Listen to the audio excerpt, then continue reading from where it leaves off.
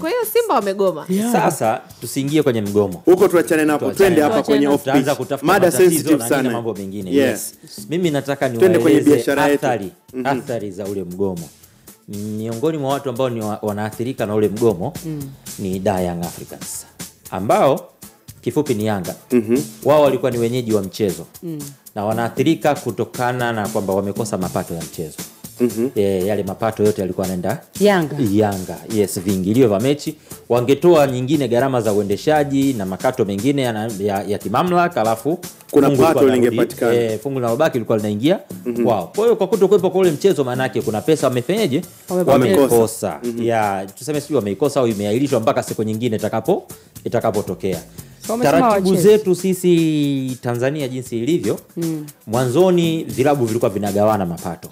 Lakini baadaye kura ya wenyeji ikaenda kwamba mwenyeji anachukua full. Wewe mgeni hauna sumni unaopata. Sawa, unacheza tu. Nawe si kwa sababu mnacheza mechi 30. Kila timu za 30 matches. Ukiwa mwenyeji na wewe utapata. Mwenyeji 15, mgeni utacheza ukiwa mgeni. Kwa half. Kwa na wewe utakuwa na mechi zako ambazo unapata kama mwenyeji. Kwa raundi ya kwanza Simba alikuwa mwenyeji, alichukua Mtee.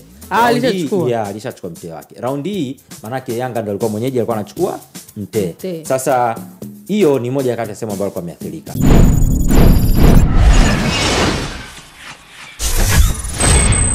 The Switch.